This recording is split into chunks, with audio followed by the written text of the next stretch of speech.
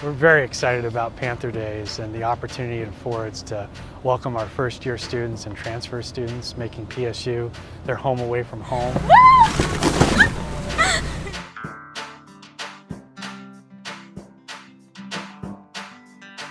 We are here today to announce that a Memorandum of Understanding is being signed between Plymouth State University and Eversource that is mutually beneficial to both organizations.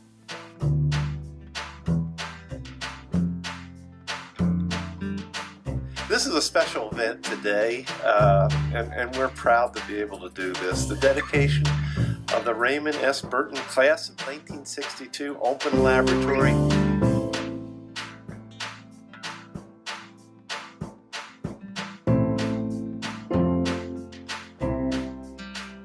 Friends, we have come here together today on September 21st, 2016, the International Day of Peace, to dedicate this space, Plymouth State University's Peace Garden.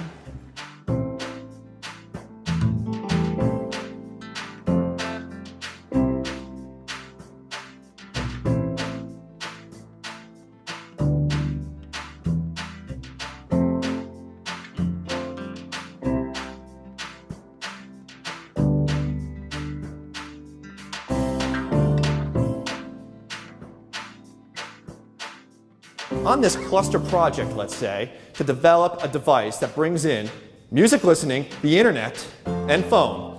Computer science and engineering. Who might be thinking about it? Hold your hands up. And keep your hands up. Business, because you got to market it. Keep your hands up. Psychology, keep your hands up. Everybody keep your hands up. Art, who's thinking art? All the hands up. There's a cluster team right there, coming together in an open lab to solve a problem.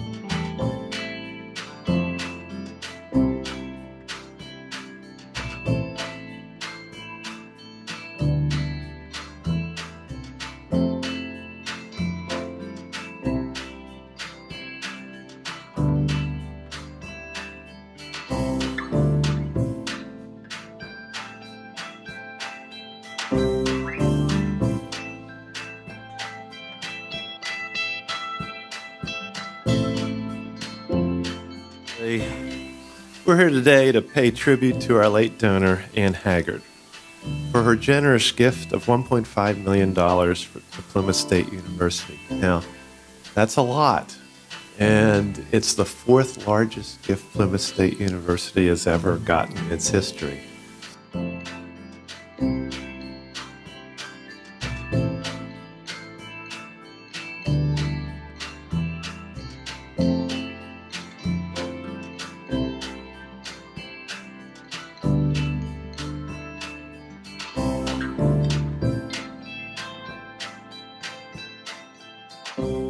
Ideally, the things that they had mentioned as far as like building a website and the GoFundMe page, you know, where the expectations were met, but then I feel like it was beyond that because I didn't realize just how well the website was going to come out.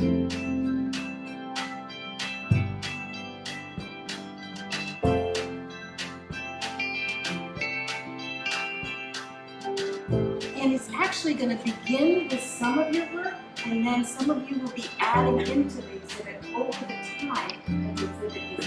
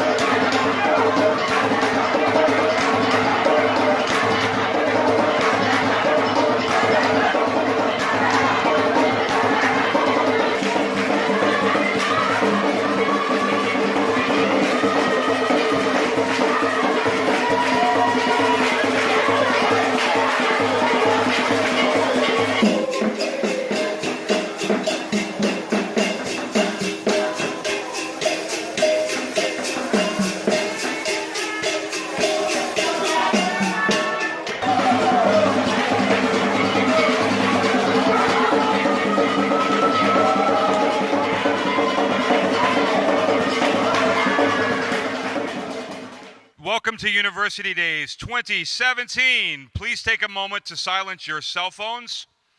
The theme for this year's conference is Inspiring, Educating, and Positioning Students for Success, The Drive to 85. Now please welcome to the stage Plymouth State University President Donald Burks.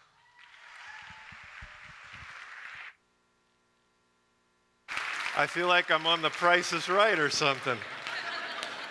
Good morning and welcome to University Days. It's great to see you all here. In case you're wondering what was going on, we wanted to begin with some dancing, some highlights from last year, and Jason's cheerleading, in case you missed that, to get us off to the right start. So who wants to start leading the dance? Anyway, you are probably wondering what USNH location was being featured in the video that was playing. Well, many of the sights and sounds were captured not just in the Granite State, but halfway around the world in Africa. And the thing that's interesting, PSU is surprisingly well known over in Africa. Over the summer, I was invited. We went with a couple of faculty members, Adam and Kwan, to be a guest at our sister institution. Who knew that we had a sister institution in Africa? All right, some do, great. Otherwise known as Kwan's second home. And if you read that up, back a second, if you read that up there, it can say Professor, it's residence, Professor Kwan's residence. Do you see that? Isn't that interesting? We got a chance to visit the Gate of No Return and the Tree of Forgetfulness, sites I will never forget. Ask me about that sometime if you're wondering. What you saw were clips of a 4-hour graduation ceremony that had 150 students getting graduation certificates. Needless to say, there was a lot of pomp and circumstance, both before and after awarding degrees. And we thought our graduation was long. Like us, they have some work to do on their campus, even more so than us. Which puts things in perspective, I sometimes think, because when I first came here, I thought, wow, we got some things to do. But I have to say, in spite of the rain in our historical buildings, the grounds crew and the building service workers have been doing great work around this beautiful campus.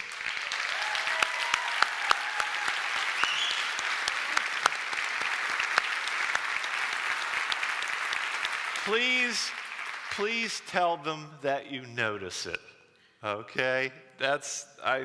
I look at the place and I'm walking around and I've even gotten comments from all over. In fact, somebody came up to me the other day and said, I've been biking all through Keene and it's great to be at a campus as beautiful as Plymouth is.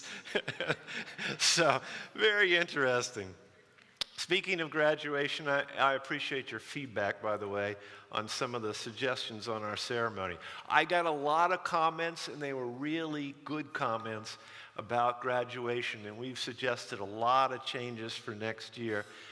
I don't know how everybody feels about separating the graduation and making graduation and giving the attention to the graduate school on Thursday, and then having Friday night graduation for the undergraduate students. If you have any feedback about it, please tell me, because we're really thinking of trying it this time. Doesn't mean we have to stick with it, but we'd really like to try a different approach. And we got some ideas about faculty and staff sitting among the students, a whole bunch of things, but I think it'll make the ceremony really good. So just any input you have, next couple of weeks, try to get it in. Otherwise, we're going to try to move ahead with something like that. So, thanks. Now, let me ask, for whom is this one of their first university days? Who's new here? And there's a lot of students here. How many students are here? Isn't that great?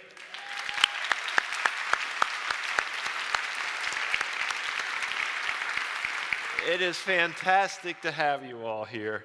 And for those of you who have been here before and think it's kind of old hat and they're expecting a traditional State of the University talk, I know you'll be disappointed, but we're going to leave that to the town hall meeting that occurs probably in October. We'll talk more about financial details and all kinds of things like that. Instead, today, I'm going to kick off what I expect and hope will be an engaging multi-day launch of our new academic year, in which we really move forward in transforming PSU. Not that PSU is not wonderful the way it is, but we've got a lot of work to do, I think, to make it all it can be. There is reason for this sense of urgency. There are changes happening on campuses across the country and at our sister institutions here in New Hampshire. Leadership is changing. New generations of students and their families are looking at higher education differently since the recession. In addition, traditional ways state and federal governments are supporting colleges and universities are in flux. We know we must change and transform to survive and thrive, and for the sake of our students, as we here at Plymouth has always done. Ben Franklin said it well 3 centuries ago. When you are through changing, you are through.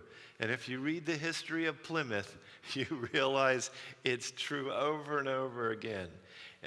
And again, and he follows that with, "He who lives upon hope dies fasting."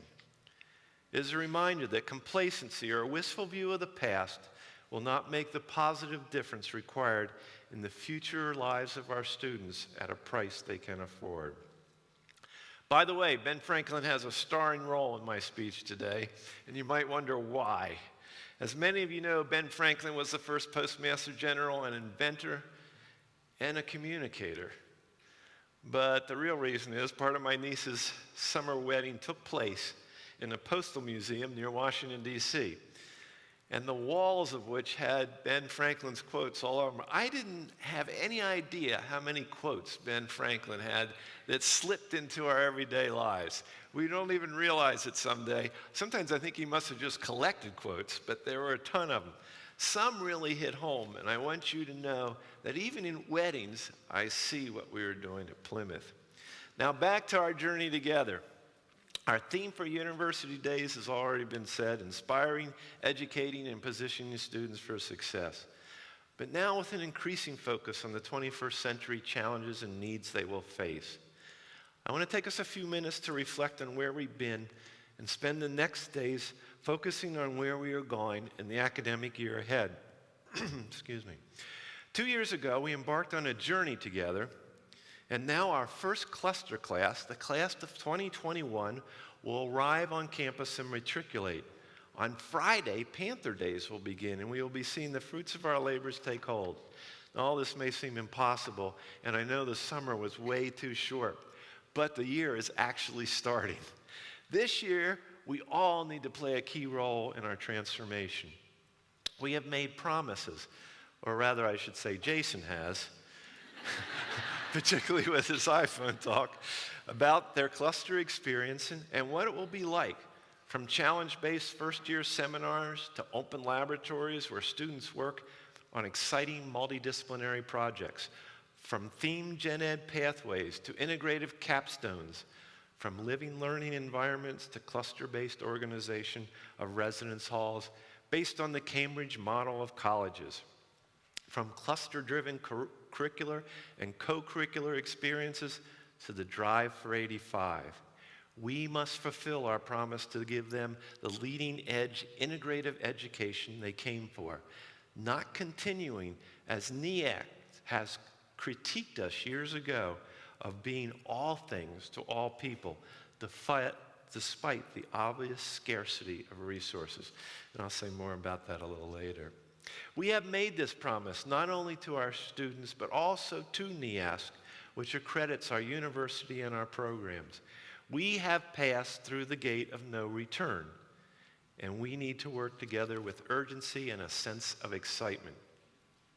For those of you who still wonder why we are doing this, I refer to my blogs, the last 2 University Day speeches, and the reading list I will show you at the end of this talk. This year is all about implementing the planning and piloting we've done over the last 2 years. Yes, it has been a lot of work, but we are at the point where we can see results. During the first 6 months of my time here, we focused on developing a new mission and vision for PSU, planning strategic and financial approach for long-term sustainability, and conceptualizing a high-impact, leading-edge model of education built on clusters. All these elements went hand in hand with building the new PSU based on historical strengths and values and with a view to the future needs of our students and the communities and nations we serve. Student success is at the core of our transformation. Two principles are guiding it. One that Franz Johansson brings out in his book, The Medici Effect, the creative process that birthed the Renaissance.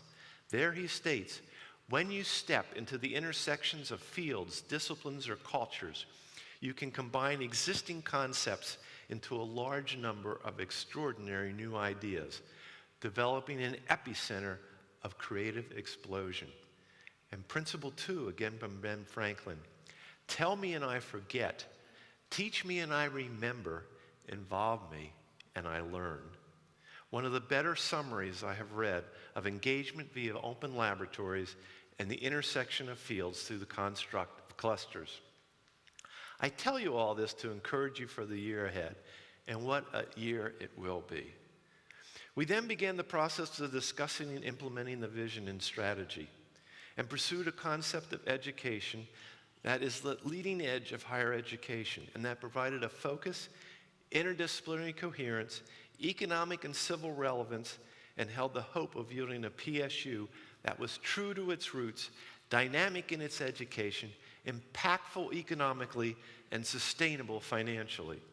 It was a holistic, systematic approach to change in which academic and administrative processes are integrated into 7 clusters of discipline-based communities led by teams of faculty and staff and supported by co-located service centers, which are empowered as a group to make decisions at the point of need. These clusters, exploration and discovery, through innovation and entrepreneurship, and including health and human enrichment, tourism, environment and sustainable development, education, democracy and societal change, justice and security, and arts and technologies, resonated with community strengths and needs and 21st century global challenges. We discussed why this approach will give our students a distinctive edge in transitioning seamlessly to an engaging and successful career in a global transdisciplinary economy. Once the design framework was developed, we met with the trustees and described the plan. We suggested it was high-risk, high-impact strategy that would take at least 3 years to put in place. The plan was adopted and supported by a vote of the trustees, which was unanimous, by the way, and was initiated over the summer of 2016. Over that summer, we worked to reorganize, developing new leadership teams and consolidating administrative units by location and function. Academically, we began the process of organizing all our programs into these 7 clusters, setting up cluster guides and laying out details for implementation of an integrated, permeable, fluid, cluster-based academic and administrative structure. Over the summer, I began to blog to convey direction, address concerns, and incorporate ideas and concepts from across the campus. These blogs became an informal and flexible blueprint for our future while fostering conversation across the university. By fall of 2016, we had reorganized sufficiently to begin the new school year, and thanks to all of you who made it possible, we were able to run a hybrid structure that consisted of both new and old elements, to shift our culture, to begin piloting projects, and to allow the needed time for our faculty, staff, and students to adjust to this new paradigm. We also rolled out a new media campaign, website, and recruiting approach built around clusters.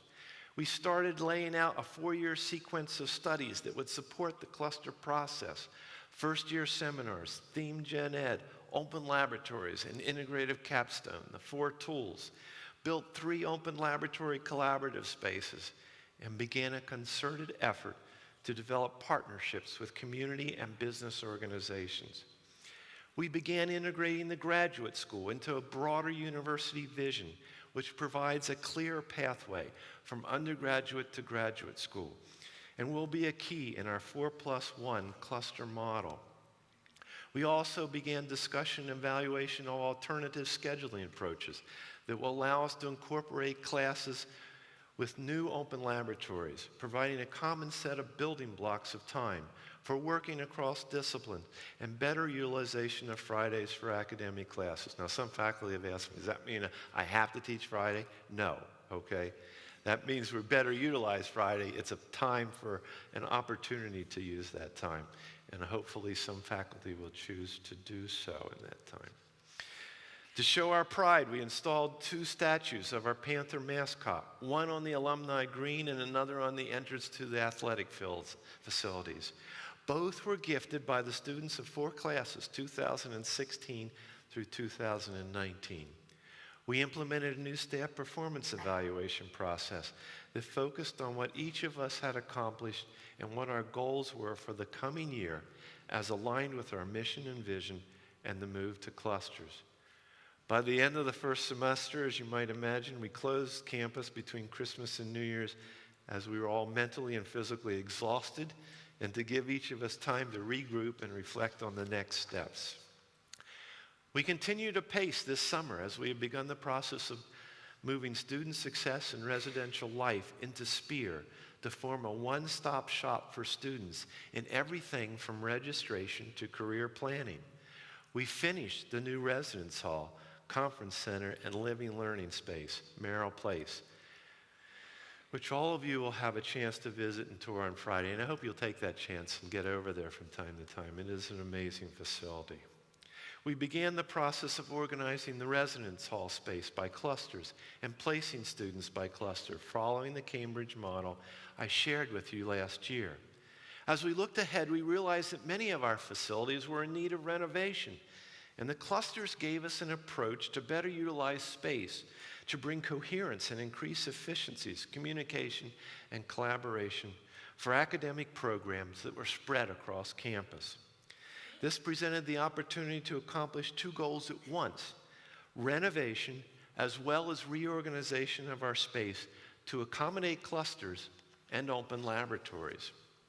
And we have just begun planning for this process, with a particular focus on spaces for 4 of our clusters: innovation and entrepreneurship in Hyde, arts and technologies in D&M, health and human enrichment in the PE Center, for which we received $3 million from the state, and exploration and discovery, Boyd. Finally, faculty and staff met in a variety of sessions and teams to move the clustering process forward, including the newly formed and elected transition leadership team, which has participation from across the university, who are the advisory group to the president and whose responsibilities are to partner, coordinate, recommend, and communicate across the university. They have met with the deans and cabinet, and they have asked me tough, challenging, but appropriately probing questions. In the process, TLT has come to consensus regarding the sense of urgency surrounding the promise we have made to our incoming students and the recruited students of future incoming classes. Our first cluster class arrives next week. They urge you, as you move forward in university days, and especially cluster day activities and conversations, to keep curriculum and cluster-related student experiences at the forefront of your mind and your work. You'll be hearing more from TLT. One reason for their sense of urgency and a desire to move forward with an aggressive transition strategy based on the timeline laid out by the deans is that NEASC, our accrediting agency, has accepted and was even enthused about our cluster plan and its role in integrating and assessing education through the 4 tools. And they are expecting to hear about our progress at our midterm review in 2018. Another reason is that students walking in the door next week are our first cluster class, and many will expect that we will give them what we promised inside and outside the classroom and beyond. All of this is to say that we need to gauge with those who are leading this effort across campus to make it happen. Looking forward to this year, we need to realize the vision we are communicating. We must start building the cluster team structure, form the pilot discipline-based communities, develop themed general education modules and associate assessment plans, implement mentoring, search for key administrative positions, and develop an integrated approach to academic and social experience in the residence halls. While doing this, we need to align our curriculum across clusters to match the experience we have promised students. As we explore and continue to explore academic programs that are synergistic to our vision and meet student interests and workforce needs. One example is the Doctor of Physical Therapy program, which achieved candidacy status, and the inaugural class of 27 students started this summer. Over the next 5 years, I am hopeful that we will develop a family of programs, what I sometimes call cluster programs, minors, and/or certificates that span the sciences, arts, and technologies. And now that we have revamped our nursing program to better meet the needs of our students, I am hopeful about expanding the whole area of health and human enrichment. I am also encouraged by the combination of arts and technologies. Some would say arts, humanities, and technologies, but I included humanities in the arts. And the opportunity to develop the technology area in a way that draws a larger student population across the board, but also trains them for the kind of work they're going to do when they graduate. Examples are the electromechanical technology, visualization, fabrication, and robotics, and cybersecurity program proposals, which provide key ties with criminal justice, arts and humanities, computer science, and the sciences. But beyond this, technologies are important in every field, and I see growing opportunities in all clusters. These are just some of the highlights from our online timeline, and which appear in the Integrated Clusters website on My Plymouth. Now, I will focus more on our financial situation during our October meeting, but I am pleased to report in the past 2 years we have exceeded our goals.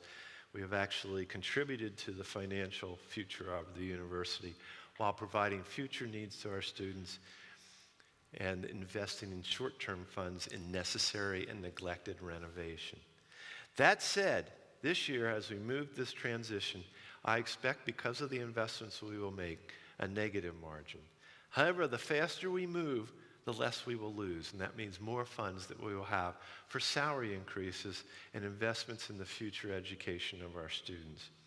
And in case you are wondering if we stayed with our past structure, our situation today would be increasingly difficult to deal with. Fortunately, though, we have a solid plan.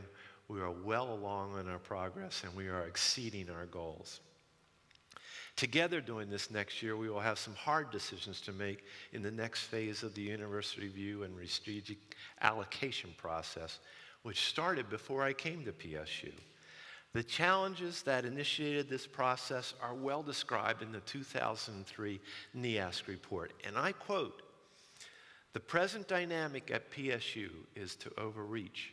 It appears that in trying to be all things to all people, everything becomes equally valid and valued. Despite the obvious scarcity of resources," and that is true across higher education, "PSU does not demonstrate that program development and elimination are guided by a clear set of priorities," end quote. But it took us a crisis 10 years later to begin doing something about it. We cannot wait any longer for the sake of our students. Now that we have the supporting financial analysis of programs, we have the last missing link to complete IRSA. Fortunately, since the IRSA process started, our organization by clusters have provided a way to shift and combine resources to grow some programs that might otherwise have been eliminated, and to look forward, perhaps redoing IRSA's bold ideas question, to focus on achieving a greater purpose in an integrated cluster academic learning and engagement model. I hear from many of you, and I often ask myself, how do I focus on everything I have to do, but still have time to concentrate on what's really important to the future of PSU? Perhaps the question is not what we should be focusing on, but actually rethinking definition of the word focus. Stephen Jobs said, and I quote, People think focus means saying yes to the thing you've got to focus on. But that's not what it means at all to me. It means saying no to the 100 other good ideas that are out there. You have to pick carefully. I'm actually proud of the things we haven't done as much as the things I have done. Innovation is saying no to 1,000 things, end of quote. We're often good at saying yes to the same old things and saying no to anything new, different, or uncomfortable. As we move forward, I want to encourage all of us to pick carefully what we focus on. Together, we must sometimes say no to things we have been doing so we can concentrate on what matters most, student success. Not only in retention and graduation, but in successful careers in a global and highly interconnected world going through amazing changes. One area we must all focus on is the need to make the investments to bring up recruitment, retention, persistence, and graduation rates so that at the end of the next 2 years we emerge with a positive margin without the additional support of dipping into reserves. And this also has a message to our students, and that is when students don't persist and drop out and they assume the debt for coming here, they are in the worst of all cases, even worse than if they had not started in education. So it's our responsibility to really see them through. This is possible. Just increasing the retention rate, 85%, a focus of a theme, the drive for 85, would save students debt and add half the funds we need to create a positive margin. The sooner we can fully implement our new structure, the more we will save and the less we will need to cut. You don't have to look far if you have any doubt about what I'm saying. And that's just in the institutions around the state. Each of you can have an impact on retention and recruiting, supporting the cluster endeavors, engaging with alumni, and presenting positive stories to the community, joining a team, mentoring students, and focusing on what is important that has to be done and doing it creatively. Many of you in this room have been actively engaged in moving the cluster model forward and focused on student retention and persistence. In fact, I want to do a quick exercise. So this is the audience participation part. I'd like everybody in the room to stand up if you have participated in a cluster project. Participated in a cluster project. Look around you. There's a lot of people. Stay standing. Now, stand up if you participated in a cluster planning group or work over the summer. If you supported those groups through your staff work, stay standing. A lot of support teams and staff involved. Now stand up if you had any interaction over the past several months with incoming students or their families in which you told our PSU story. And by this I also mean your 30-second elevator talk. Stay standing. Finally, please stand up if you plan to be a part of our transition to cluster-based learning in the coming year. All right, congratulations. I don't see anybody sitting down, but if there is, you can come see me afterwards. My point is that we're all working on ways that we might not even understand to move us forward toward a model that delivers education to students in a new way, while also working together to give each student something they need to be able to persist and succeed. Not just while they're at PSU, but for the rest of their lives. Being here today is a testimony to your commitment. Please take part in the University Days and learn how you can be involved. Beyond all that, I want you to share the excitement of what we are doing and the impact it will have on our students. And that it has already had, and I don't know how many of you have listened to some of the students who have had this experience. It's been amazing. Change is hard, and it has been tough at times, but it is crucial. We need to build a Plymouth that is healthy enough and exciting enough for opportunities for the future for our students, ourselves, and for those who would like to be here. We have a unique model. It is exciting, and we can transform the world. Be hopeful for the future and revel in the fact that we will be successful, that the state and the trustees have invested in our strategy and are looking at us, and universities all over the country are looking at us, and that we are at the leading edge of a large and growing movement that will change opportunities for our students and generations of future students. The next 3 days are about coming together as a community to learn from one another, to get curriculum, teams, and support in place, to create a PSU we have promised our students. Together, we can do things and look at things differently. This is what we have set out to do, and our community, our students, and the state are counting on us. We are not alone, but we are showing the way, creating a path for the future. When we talk about community, we must mention and acknowledge the events in Charlottesville, Virginia, and across the country this year. For decades, university campuses have been havens of free speech and discussion, and that cannot change. In fact, we should be proud that we've been rated green by FIRE, the Foundation for Individual Rights in Education, for free speech on our campus, the only campus in the system to be so designated. Even so, we must say publicly that we do not support or condone, or in fact we condemn any form of discrimination and violent actions demonstrated in Charlottesville and other places over the summer and last year.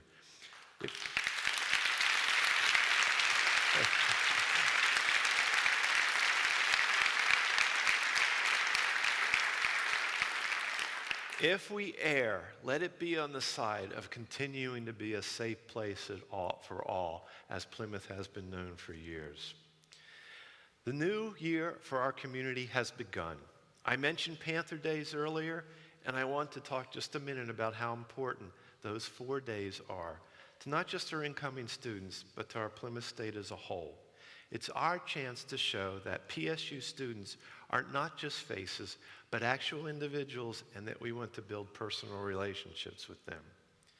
Please join me in participating in Panther Days. Help with move-in. Sign up to host a table at the banquet on Friday evening. Take an hour or two to be on our campus in the dining hall to interact with our new community members. Come to the first home games. By doing any of these things, you are showing that we are a family, a community that cares deeply about the future of our students who have been entrusted to us for some of the most important years of their young lives. Finally, and I said when we were going through this speech is so long it ought to have an intermission. I wanted to leave you with some books, but I have a lot to say, and we've done a lot, so I think that's good. Finally, I want to leave you with some books that have been my reading over the summer and that give you some background of what we are doing and why we are doing what we are doing at Plymouth State. I think you will find them interesting. This list will be on my blog on PSU website, should you be interested in learning more, and they were recommended by various faculty members. In respect for time, we're not taking questions right now, but we will be, and you know my office is always open to anybody, and email if you want. Feel free to catch me at the Panther Picnic, beginning 4:30 in the Maryline Lawn. Who's going to the Panther Picnic? Come on, more of you. All right.